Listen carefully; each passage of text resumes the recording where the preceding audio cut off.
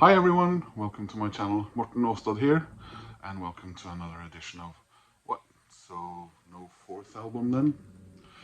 A series of videos where I look at bands who either never did or so far haven't released a fourth album. Today's entry is the English band the Klaxons. They rose to fame in the later part of the 2000s. Jamie Reynolds grew up in Bournemouth and Southampton, and he dropped out of university to work in a record shop. Good boy. He later on moved to London when he, I think, as far as I can tell, got offered to work at a site in London for that same chain of record shops, and he was almost immediately made redundant.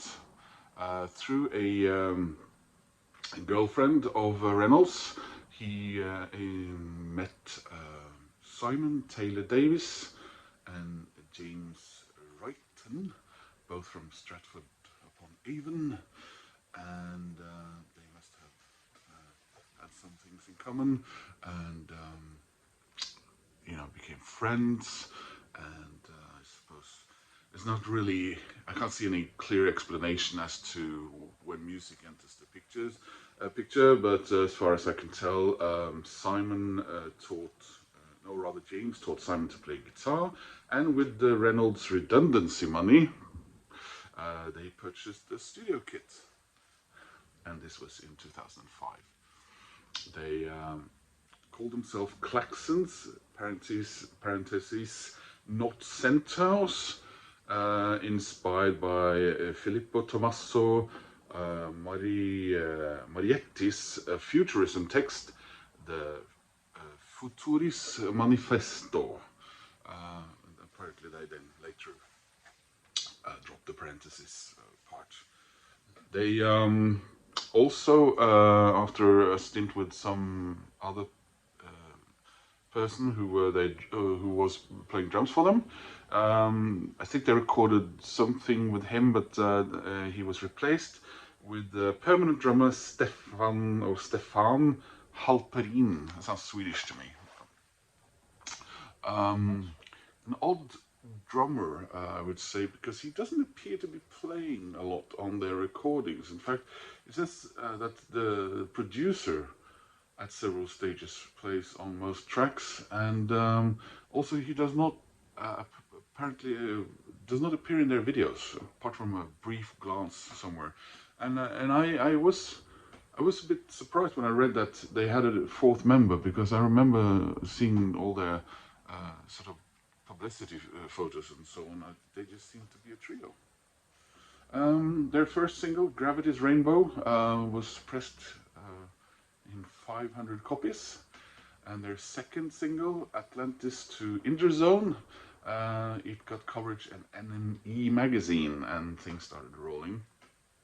They also released an EP, Zan Valleys, Zan with X, in October of 2006 on an Australian label, and they've played in the US for the first time in New York's East Village. I think this EP was released as releasing leftover stuff from before they got a proper record deal, because when they released this single EP, they were already signed to Polydor Records as of August 2006. They actually asked for less money. They got several offers for deals, and they said in an interview that they were offered silly money, and this made them reluctant. So instead of taking the money from that Polydor were offering, they asked for less money, but they asked to have their own imprint, Rinse Records. They then released Magic with a CK on the 30th of October 2006, which reached number 29 in the UK charts.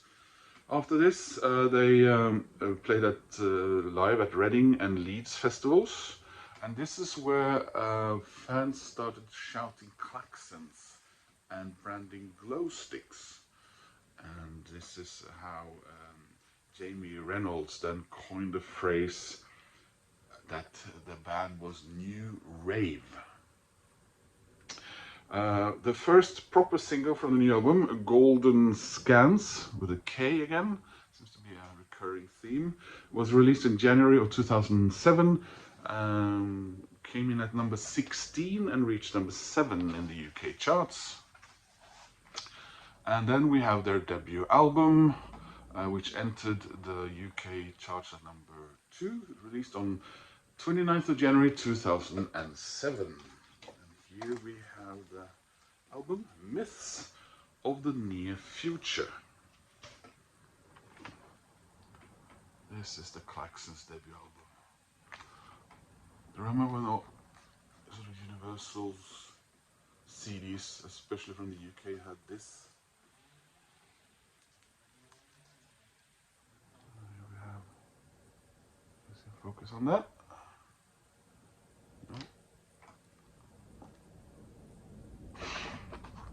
A great album. It's fun, it's fast, yeah, the pacing's great. Some people think it's danceable. I don't know. What is danceable these days? Not that much to show on the inside. Handwritten lyrics. And as far as I can tell and remember, there are no traces or pictures of the band itself anywhere.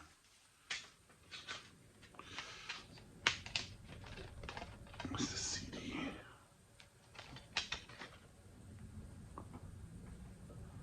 Klaxons debut album. Yeah, so they performed with Rihanna at the Brit Awards in 2008, where they won the Best Album of the Year at the NME Awards in February in 2007. They then went on to tour Europe and South America and in the early parts of 2008. Then they start slowly writing for the new album. The new thing here is that they start writing separately. And they are suddenly very interested in prog music, psychedelic music, and rumors has it by March of 2009 that Polydor are demanding re-recordings of the album. So things are moving slow, and the band admits in a press release that the music they record is not the right thing for them. They supported Blur in 2009 on Blur's reunion shows, and then in August of 2010 finally they released Surfing the Void. It's their second album. I love this cover, by the way. Here we have Surfing the Void. The kitty cat surfing the void. I don't know if kitty cat had any positive or negative implications to this, but things were not going well.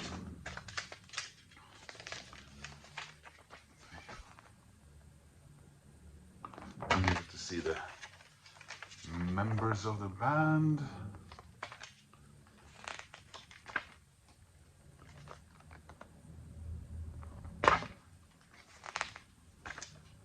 And even the drummer.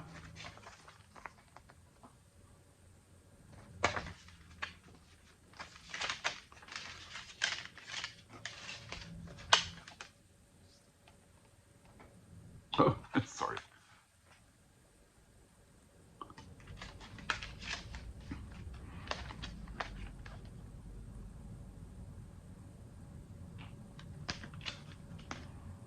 The back of the cat. This record entered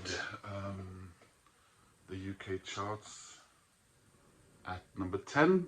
Doesn't sound too bad, but the first album sold 350,000 copies in the UK alone. The second album sold 30,000 copies, and they were dropped by Polydor well, quite swiftly actually. In December 2010, they released a free EP through their website, Landmarks of Lunacy. These are leftover recordings and EP stuff from 2007 to 2008. They announced in January 2012 that they are now recording a new album, and they're working with the Chemical Brothers on the producing side. And their first single from this does not appear until February 2014. The album itself, Love Frequency, which I got a couple of weeks ago, and I've listened to it and I enjoy it, but is it consistent or is it relevant for what the band has been? Yes, but probably a bit too much time passed, and that's often a problem. And people's interests move on and all that, and they've done well in Japan, and this album reached only 108 in Japan. It was released, Love Frequency, on the 16th of June 2014, and it only reached number 38 on the UK charts.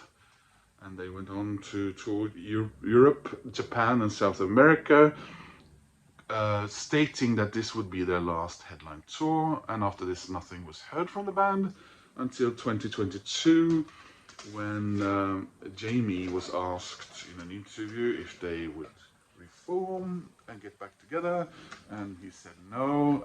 This was a special time in their life, and he didn't think that they would be able to repeat this. So here's the third album.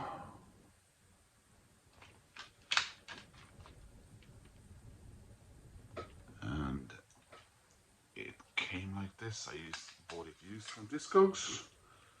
It's otherwise fine.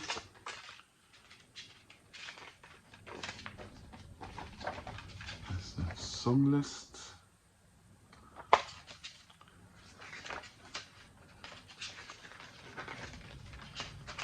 They appear to have designed a new logo for themselves.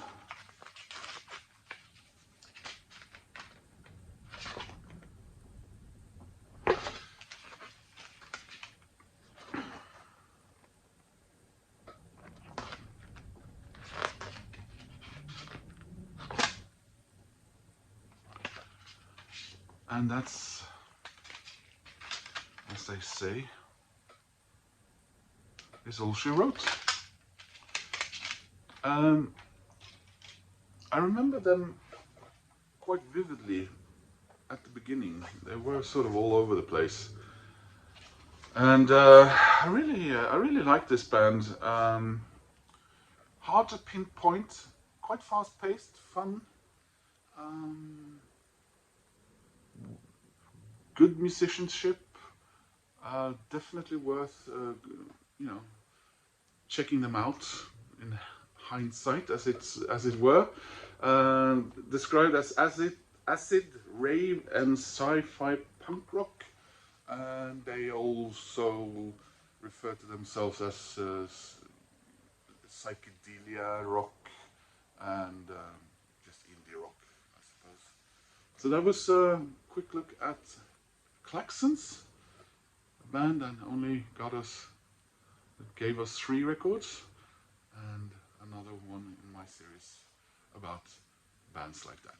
So I hope you enjoyed hearing about this band, and I hope you will click like and subscribe, and I will see you again soon in another video. Take care, bye.